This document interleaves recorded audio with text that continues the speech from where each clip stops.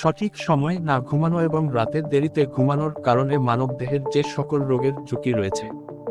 একজন মানুষের সুস্থতার জন্য প্রয়োজন পর্যাপ্ত পরিমাণ ঘুমানোর, আর ঘুমানোর জন্য সবচেয়ে উপযোগী সময় হলো রাত। ঘুম নিয়ে আমাদের ইসলাম ধর্মে যা বলা আছে, মহান আল্লাহ তাআলা রাতকে বিশ্রামের উপযোগী করেই বানিয়েছেন। আমাদের প্রিয় নবী হজরত মুহাম্মদ সাল্লাল্লাহু আলাইহি ওয়াসাল্লাম রাতে দেরি করে ঘুমানো অপছন্দ করতেন।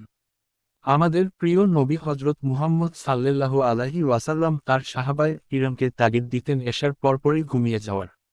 মহান আল্লাহ তাআলা ইরশাদ করেন, আমি তোমাদের বিশ্রামের জন্য নিদ্রা দিয়েছি, তোমাদের জন্য রাত্রিকে করেছি আবরণস্বরূপ, আর দিনকে বানিয়েছি তোমাদের কাজের জন্য। বিশ্ব স্বাস্থ্য সংস্থার ক্যান্সার বিষয়ক গবেষকদের তথ্য মতে, যখন সূর্যের আলো থাকে না তখন শরীরকে কাজ করতে বাধ্য করা বা জাগিয়ে রাখলে শরীরে মেলাটোনিন হরমোন তৈরিতে বাধা সৃষ্টি হয়। এই মেলাটোনিন হরমোন মানুষের দেহে টিউমার বৃদ্ধিকে রোধ করে, ফলে তাদের ধারণা রাত জাগা মানুষদের ক্যান্সার সহ বিভিন্ন ধরনের রোগে আক্রান্ত হওয়ার ঝুঁকি বেশি।